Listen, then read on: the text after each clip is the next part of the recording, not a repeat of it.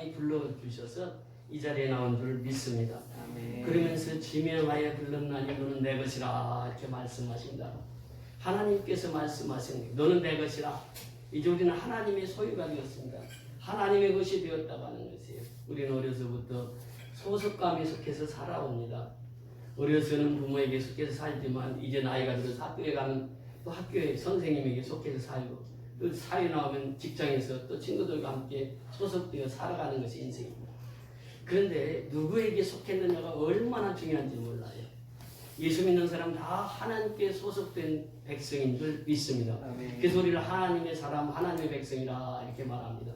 그러면서 하시는 말씀이 내가 너를 보배롭고 존귀하게 여기노라 그래요. 하나님이 우리 한 사람 한 사람을 불러서 내가 너를 보배롭고 존귀하게 여기노라 말씀하십니다. 그래서 우리가 부르는 찬송, 당신은 사랑받기 위해 태어난 사람. 우리가 이 세상에 태어날 때 하나님의 사랑을 받기 위해서 태어났단 말이죠.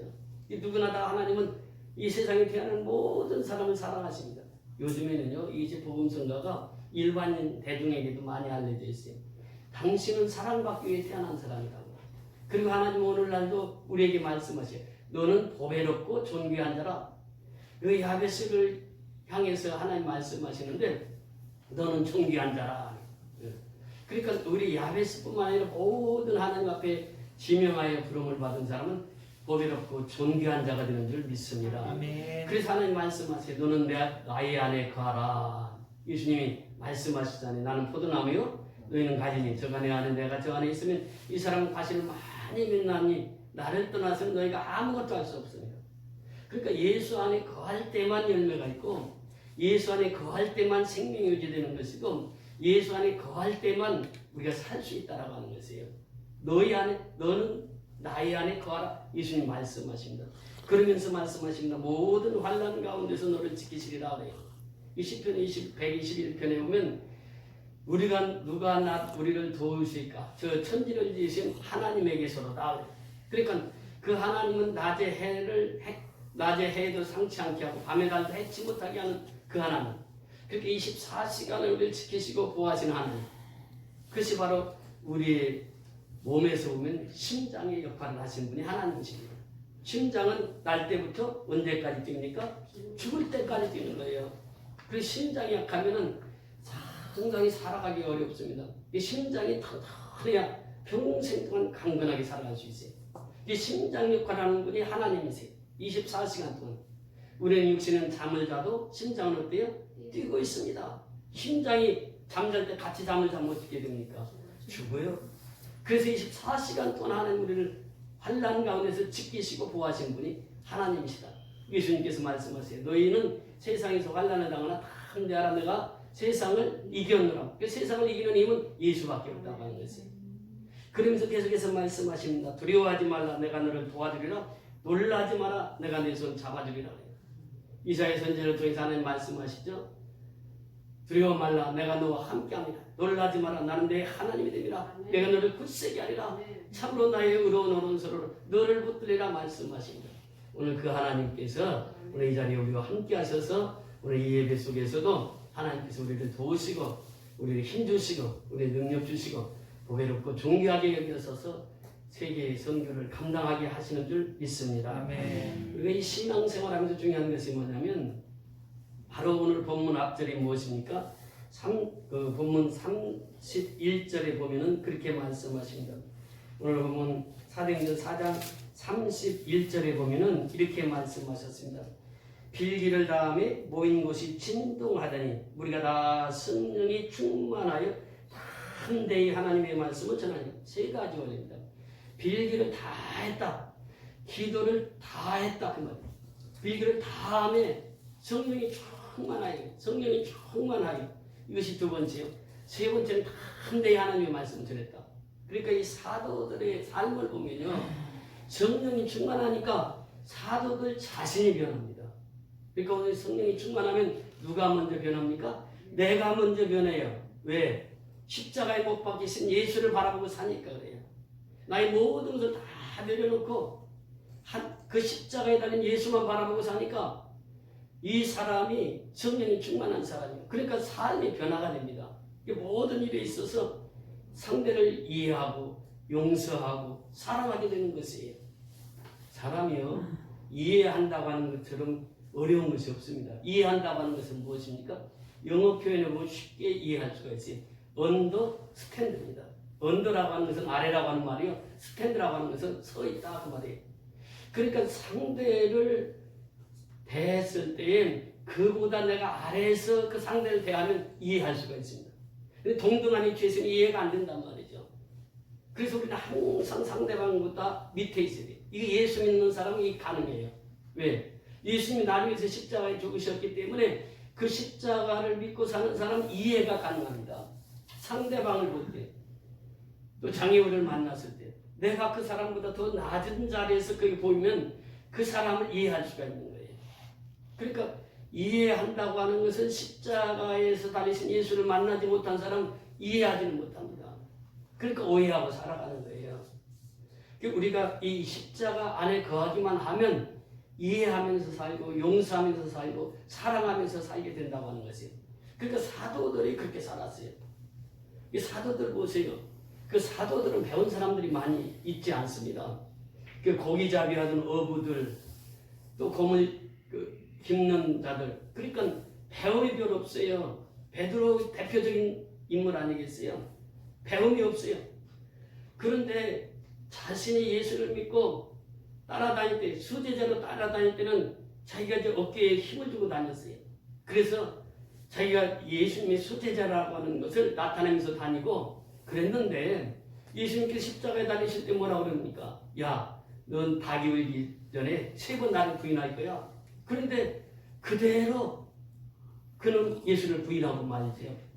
이때까지는 베드로가 수제자로 어깨에 힘을 주고 다녔다고 하면은 오순절날 성령이 충만히 임하니까 그때부터는 베드로가 모든 걸 다 내려놓습니다. 그게 예수님 앞에 그 예수만 증거하는 거예요. 부활하신 예수만 증거하는 거예요. 그런데 그 배움이 없는 베드로가 설교할 때 3,000명이 듣고 회개를 하고 세례를 받습니다. 5,000명이 주님 앞에 돌아옵니다. 예수의 이름으로 안전뱅이에게 명하니까 안전뱅이가 벌떡 일어납니다. 기적적인 역사가 나타나요. 첫째는 바울 자신이 베드로 자신이 놀라는 거예요. 야, 내가 이렇게 변화됐구나. 두 번째는 누가 변화가 되느냐? 듣는 청중들입니다. 베드로가 설교했을 때에 3,000명이 그 설교에 은혜 받고 세례를 받는 거예요. 그러면서 그 삶이 변화가 됩니다. 아니, 믿는 사람들만 변화되는 것이 아니라 믿지 않는 사람들까지도 변화시키는 거예요. 여러분, 안전뱅이를 고쳤다고 해서 베드로를 잡아서 투옥시켰습니다. 투옥시킨 그들이 베드로가 또 설교를 하니까 그 말함을 보고, 기탄 없이 말함을 보고 놀란 사람이 누굽니까? 그 당시 대제사장들, 사내들인 공회원들, 그 사람들이 또 변화를 받습니다.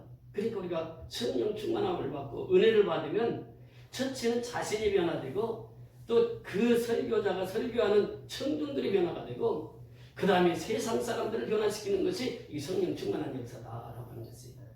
그래서 우리가 은혜를 받으면요 삶이 변화가 됩니다. 바울이 다메섹 성에서 예수를 만납니다. 그리고 나서 그가 은혜의 삶을 살아갈 때에 바울 서신을 기록하면서 13번, 히브리서까지 하면 14번인데 그 서신서마다 그 서두에 무슨 말씀을 기록하고 있느냐면 은혜와 평강이 너에게 있을지어다 그래. 그러니까 바울은 예수를 만나고 나서부터 일생 동안 그 은혜의 삶을 살아갑니다. 그래서 서신서마다 은혜와 평강이 너에게 있을지어다 그래. 이것이 바로 은혜 받은 자의 삶이에요. 베드로가 그렇게 살았습니다. 오순절날 은혜 받고 나서 성령 충만함을 받으니까 담대하게 말씀을 전파하는 거예요. 두려워하지 않습니다. 여러분, 그 사도행전 위에 올라가서 보면요, 이 부활하신 예수를 증거할 때 가장 싫어한 사람들이 누굽니까? 4장 2절에 보니까 예수 안에 죽은 자의 부활이 있다고 백성을 가르치고 전함을 싫어하여, 그들이 누구냐? 바로 1절에 나옵니다. 사도들이 백성에게 말할 때에, 설교할 때에 그 말이에요.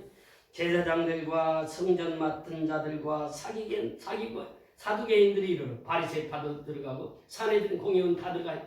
이 사람들이 베드로가 예수 부활을 하시는 소식을 전가하는 걸 싫어해요. 그러면서 이제 더 이상 베드로를 오게 가둘 수 없다고 느껴진 것이 뭐냐? 안전대가 일어나서 그 옆에 서 있죠. 증인이 서 있습니다. 그리고 또 5천 명이 지금 이 4절에 보면 5천 명입니다. 5천 명이 예수 믿는 사람들이 있죠. 그래서 베드로를 투옥시켜서 사형시켜 버리면 이 사람들이 밀란에 일어날까 봐서 예수의 이름을 도무지 증거하지 말라고, 가르치지 말라고 이렇게 경고하고 놓아줍니다. 이것이 이제 88절 이하에 나오는데, 그들을 불러 경고하여 도무지 예수의 이름으로 말하지도 말고 가르치지도 말라니 베드로가 이런 대답하여 이르되, 하나님 앞에서 너희 말 듣는 것이 하나님의 말씀을 듣는 것보다 옳은가 판단하라. 우리는 보고 들은 것을 말하지 아니할 수 없다 하니, 이것이 베드로의 설교입니다. 얼마나 담대합니까? 말씀을 증거하다 오게 갇혔습니다. 그들은 베드로를 죽이려고 했습니다. 그런데 베드로는 너희 말 듣는 것이 옳은가, 하나님의 말씀을 듣는 것이 옳은가, 우리가 보고 들은 것은 말하지 아니할 수 없다. 담대하게 복음을 증거합니다. 이러한 역사를 통해서 오늘 사도 초대교회의 생활에 대해서 말씀을 증거하고 있는데, 오늘 본문 32절입니다. 우리 다 같이 32절 읽습니다. 시작. 믿는 우리가 한 마음과 한 뜻이 되어 그 모든 물건을 서로 통용하고 자기의 재물을 조금이라도 자기 것이라 하는 이가 하나도 없더라. 믿는 무리가 지금 5천 명이 이제 세례받고 이제 초대교회가 형성되고 예루살렘 교회가 세워지는데, 믿는 무리가 뭐라고 말씀하십니까? 한 마음과 한 뜻이 됐다. 이 한 마음이라는 것은 카르디아라고 하는 말인데, 이 마음이라고 하는 것은 인격을 말하고 있습니다. 그러니까 우리가 예수의 인격을 가지면 사람이 변화가 되는 거예요. 인격이 형성이 되는 거예요. 예수의 인격이. 그래서 이 예수를 믿게 되면 예수의 인격이 나의 삶 속에, 그 카르디아라고 하는 마음이라고 하는, 내 마음 속에 예수의 인격이 들어오는, 예수의 인격으로 살아갑니다. 이것이 카르디아예요. 그런데 예수 믿는 사람은 어느 나라 사람이든지 다 한 마음이 되는 거예요. 우리가 미얀마 보세요. 미얀마 사람과 우리가 한 마음이 되는 거예요. 매주 이게 카톡을 주고받습니다. 지금 그 그리스도 대학을 설립하신 최수연 성사님 그 재단에서 이번에 그 미얀마에 집을 짓고 있습니다. 지난주부터 짓고 있는데 이번 주에 이제 다 마무리 되게 되는데, 매일 이렇게 그 페이스북으로 소통이 이루어지는 거예요. 매일 교제합니다. 그러니까 마음이 하나예요. 지금 몸은 떨어져 있어도 마음은 하나예요. 이번에 하도 거기를 가고 싶어서, 미얀마를 가고 싶어서 대사관에 전화를 했습니다. 이거 어떻게 하면 미얀마 갈 수 있냐고. 그랬더니 대사관 직원 하는 말, 그 가시려면은 그 서류를 다 떼어가지고 가야 할 목적, 그리고 그 가서 해야 할 내용, 이것을 다 떼어가지고 미얀마 정부에다가 제출해야 됩니다.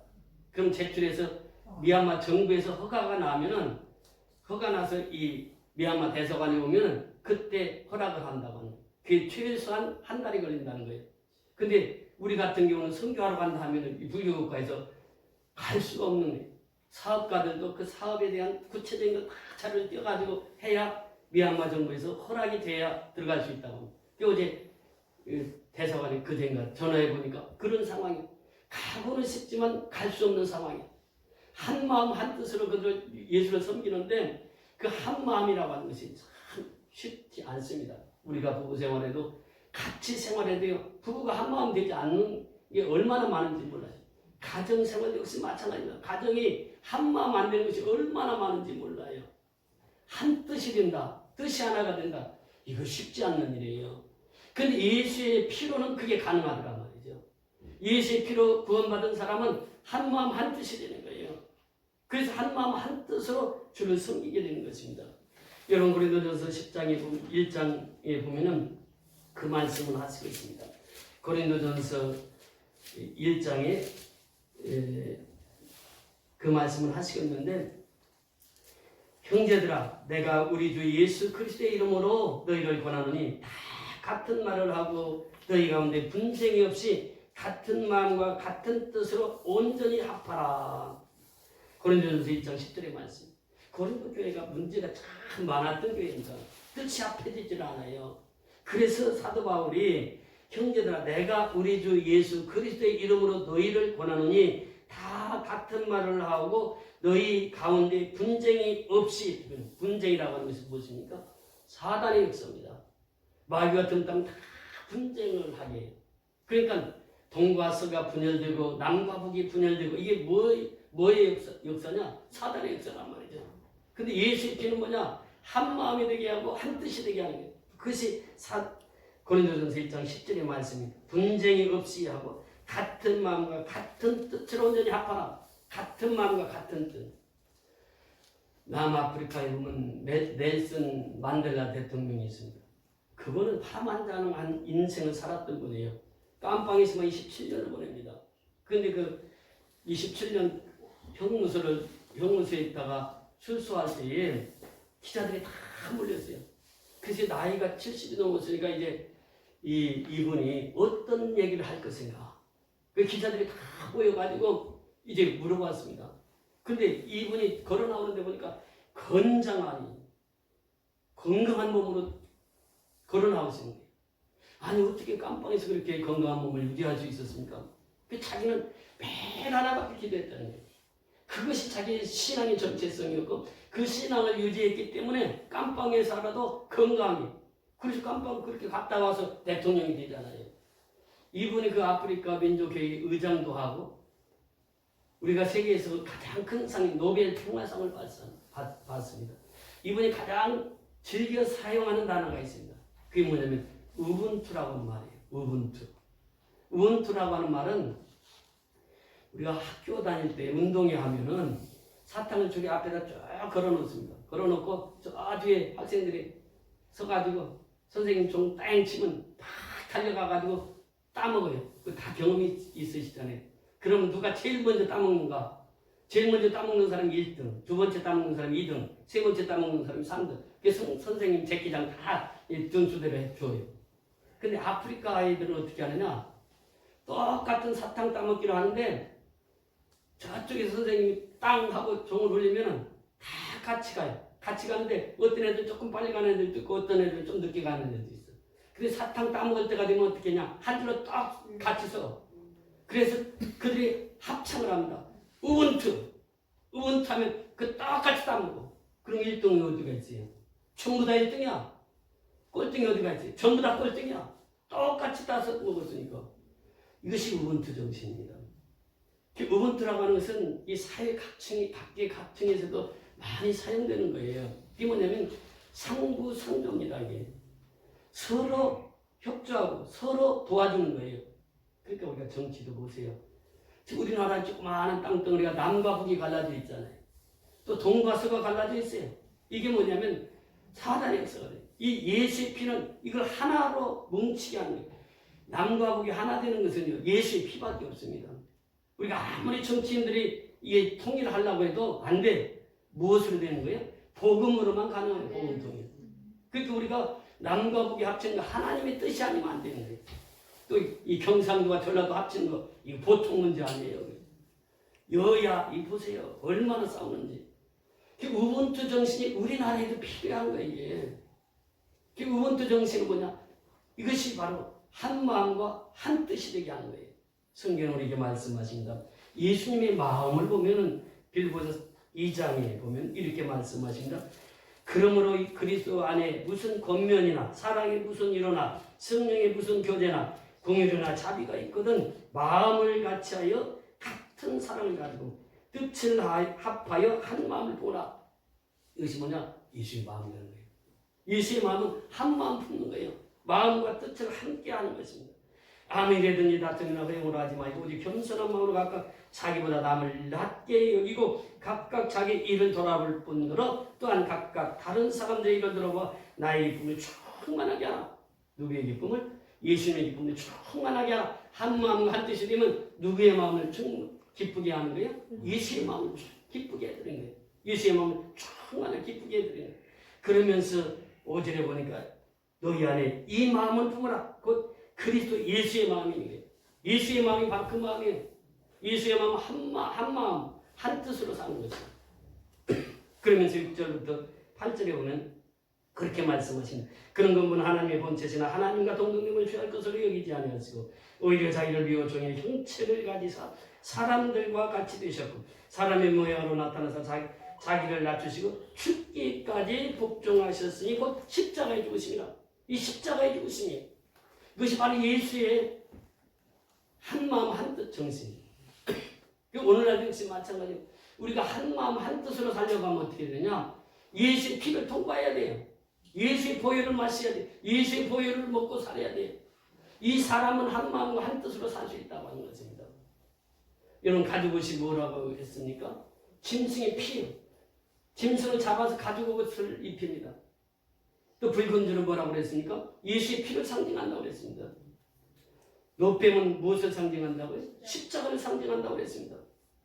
이스라엘 백성들이 출애굽을 할 때 그 10가지 재앙 속에서 마지막 재앙이 임했을 때에 어린 양, 6월절에 어린 양을 잡아서 피를 분설기에다 발라라. 그 가정만 해함이 없었습니다. 이것이 6월절 패스오버라고 하는. 그러니까 예수의 피는 그와 같은 능력이 있는 거예요. 한마음 한뜻이 되게 하는 이것이 예수의 피란 말이죠. 예수의 피는 고난입니다. 예수의 피는 핍박이에요. 그런데 고난과 핍박을 통과하면 뭐가 있느냐? 부활의 영광이 있다고 하는 것이에요. 그래서 이 사도들이 예수의 피에 참여해서 부활의 영광을 누리고 살았습니다. 그래서 바로 오늘 본문 뒤에 보면은 그 말씀을 하십니다. 33절부터 보시면 33절을 우리 다 같이 읽습니다. 시작. 사도들이 큰 권능으로 주 예수의 부활을 증언하니 우리가 큰 은혜를 받아 그 중에 가난한 사람이 없으니 이는 그 밭과 집 있는 자들은 다 팔아 그 판 것의 값을 가져다가 35절 같이 읽습니다.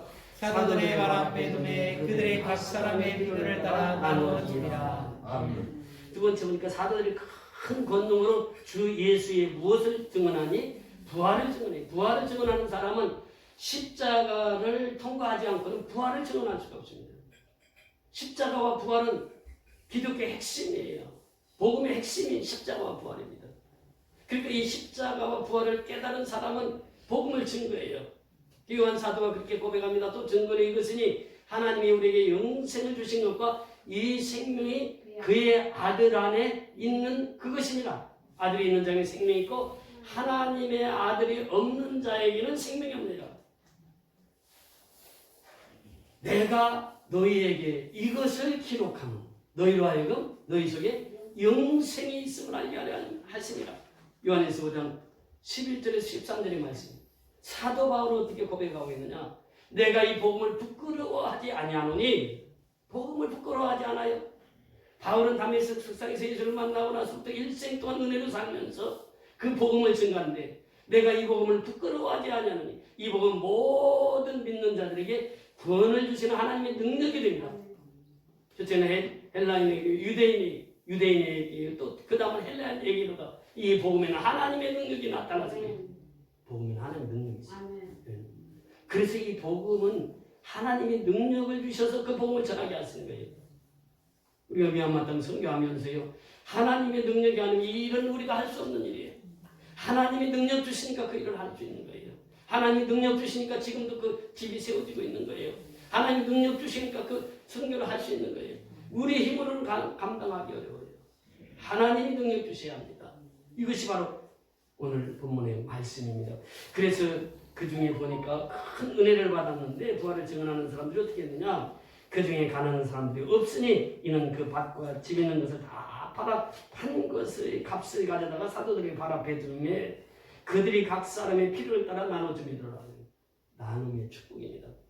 우리 선교연합교회가 정말 복받은 교회. 지금 1년 동안 가만히 이렇게 가져오는 것을 보니까 적어도 한 3천만 원 이상 돼요. 그것을 이제 우리 성도들을 통해서 다 각자 나눠줘. 푸드뱅크를 통해서 엄청난 사역이 이루어집니다. 매주마다 나옵니다. 매주마다. 제가 이 푸드뱅크를 하면서 그전에 군대 생활을 하던 생각이 나요. 평택에 가면 5분 대기조를 했습니다. 5분 대기조는 군복을 다 항상 입고 있어야 돼요. 언제 부를지 몰라. 이제 사이렌이 불면 5분 안에 딱 실탄까지 장전하고 헬리콥터를 타야 됩니다. 그러니까 항상 이게 워카도 신고 있어야 되고 잠잘 때도 워카 신고 자야 돼. 훈련 가면 잠잘 때도 워카 신고 있다가 이 사이렌만 불었다면 5분 안에 딱 트럭 타고 그 헬기장까지 가서 헬기를 타야 돼. 그러니까 잠자는데 그 불었다 그러면 잠자다만 그냥 튀어나가야 돼. 실탄 장전하고 그렇게 나가야 돼. 그게 푸드뱅크라고 하는 것이 참 좋은 데돼. 가난하고 어려운 이웃들에게 섬기는 것이 얼마나 기쁜지요. 타올 때마다 항상 이렇게 마음이 기쁜 거예요. 이거 타오면은 또 이렇게 많은 사람들 나눌 수 있다. 이 생각을 하니까 너무 기쁜 거예요. 그러니까 이 우리의 나눔의 사역은 하나님께서 부어주신 축복의 기회. 우리가 이제 전도하는데 상당히 도움을 많이 주고 있습니다.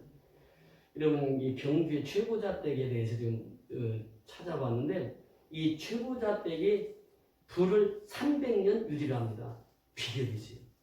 어떻게 300년을 그 경주 최고자댁이 살 수 있었던가?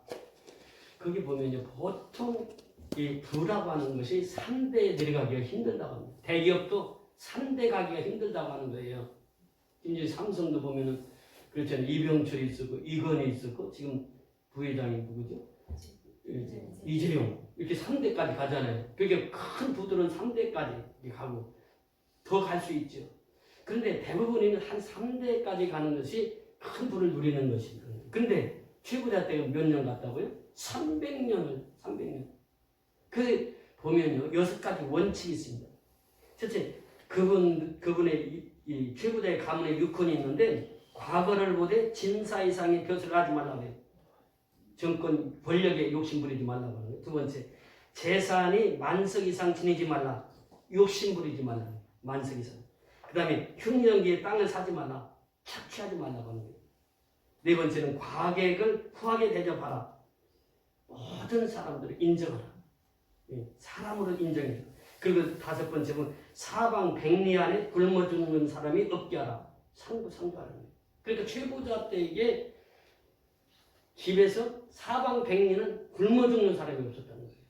그러니까 최고자 때 그 근처에 가면 항상 우리가 전에 우리 교회에서도 그런 일을 했습니다만 쌀이 항상 있었다는 거예요. 그 가는 사람들이 언제든지 가서 쌀을 무상으로 공짜로 먹을 수 있게 했다.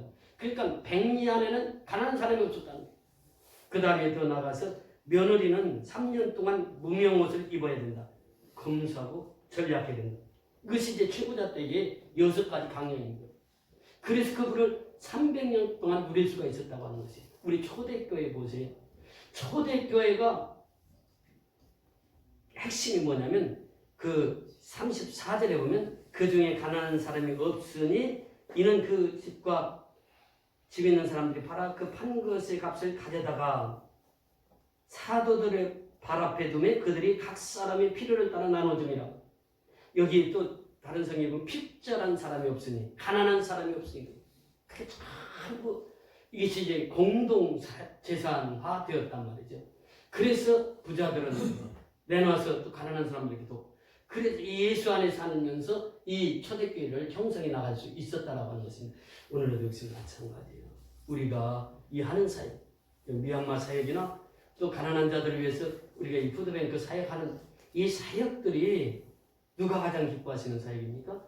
아버지께서 기뻐하시는 사역이에요. 그래서 우리가 하나님의 뜻대로 살아가면은 우리 마음이 하나가 됩니다. 뜻이 하나가 돼요. 그래서 우리가 주님이 오시는 그날까지 우리가 이 가난한 이웃을 섬기고 또 선교를 통해서 미얀마의 그 어려운 이웃들을 섬기는 일이야말로 하나님이 가장 기뻐하시는 일인 줄 믿습니다. 그래서 오늘 서두에서도 말씀을 드렸습니다만 여러분은 태어날 때부터 누구에게 사랑받기 위해서 태어났어요? 하나님 앞에 사랑받기 위해서 태어났어요. 그러면서 그 하나님은 우리 한 사람 한 사람을 볼 때마다 너는 보배롭고 존귀한 자야. 너는 존귀한 자야. 너는 보배로운 사람이야. 세상에 어떤 사람이 그렇게 표현하겠어요? 우리 하나님은 그렇게 표현하는 거예요. 우리 한 사람 한 사람에게 너는 보배롭고 너는 존귀한 자야. 두려워하지 마라. 근심하지 마라. 환난 당해도 염려하지 마라. 세상에 환난은 당하는 거야. 근데 예수님은 세상의 환난을 이겼어. 그러니 너희도 이길 수 있어. 이것이. 그럼 이길 수 있는 비결이 뭐냐? 예수 안에 거하는 거예요. 십자가 안에 거하는 거예요. 십자가 안에 거해서 십자가 안에 살기만 하면 우리는 승리할 수 있다라고 하는 것입니다. 그래서 오늘 이 부활을 한데 증가한 그 배경에 보면은 그들이 사도들이 그 십자가의 고난을 다 받고 그 어려움 속에서도 그 부활의 함대의 증감으로 말미암아 이 초대교회를 왕성하게 부흥시키고 또 하나님 앞에 크게 쓰임받았던 것을 보게 됩니다. 오늘 우리 선교연합교회도 이러한 축복이 임하시기를 주의 이름으로 축원을 드립니다. 할렐루야. 고맙고 감사하세.